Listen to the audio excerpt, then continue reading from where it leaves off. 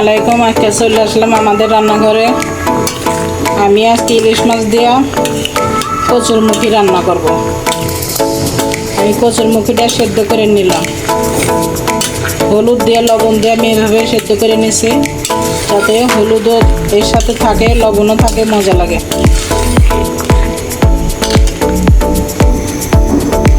আমি এখন সরষের তেল দিয়ে দেবো।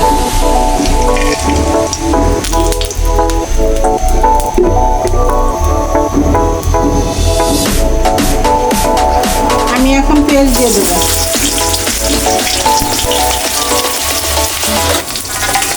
কাঁচামরিচ পেঁয়াজ এখন আমি ভালো করে এটা ভাজে নেব।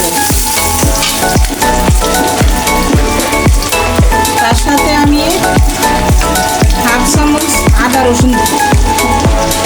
আমি এখন এখানে 1 চামচ জিরার গুঁড়া, মরিচের গুঁড়া, হলুদের গুঁড়া আর লবণ স্বাদ মতো, এখন সব দিয়ে আমি এখন কষা নেব।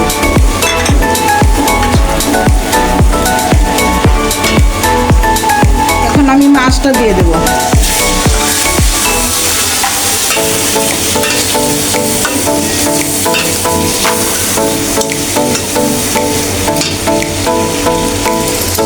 আমি হালকা একটু পানি দেব কষানোর জন্য। মাছটা কষা রান্না করলে টেস্ট হয়। আমি ভাজি নেই, এখন একটু কিছুক্ষণে ঢেকে দিলাম। আমার মাছটা এখন কষানো হয়ে গেছে। আমি এখন একে একে সব মাছ উঠে নেব।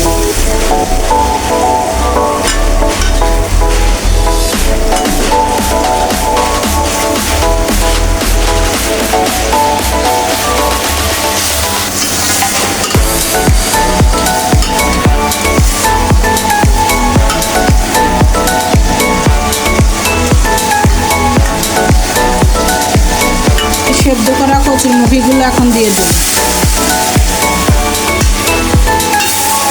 ভালো করে কষা নেব আমি।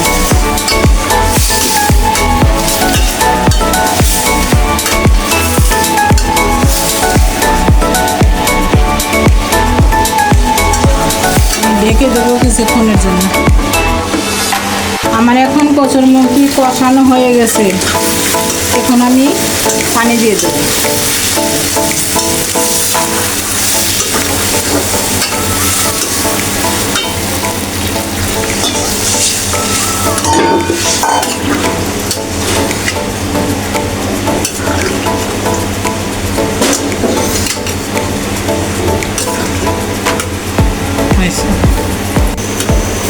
আমার তরকারিটা বলক এসেছে। আমি এখন মাছগুলো দিয়ে দেব।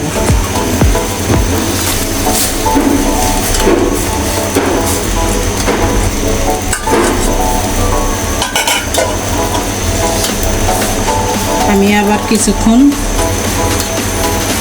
ঢেকে দেব। আমার তরকারিটা হয়ে গেছে। আমি এখন নামিয়ে নেব। এই দেখেন কত সুন্দর হয়েছে। এটুকু ঝোল রাখতেই হয়, কচুরমুখী না, এটুকু ঝোল রাখতে হয়। আমি এখন চুলার জালটা নিভে দিলাম। আমার তরকারিটা হয়ে গেছে। দেখেন কত সুন্দর হয়েছে। এভাবে আপনারা বাসায় রান্না করে খাবেন। আপনার আপুকে একটা লাইক, শেয়ার, সাবস্ক্রাইব করে দিবেন। কমেন্টে জানাবেন কেমন হয়েছে। আমি আরও ভিডিও দেওয়ার চেষ্টা করব। আল্লাহ হাফেজ, সবাই ভালো থাকেন।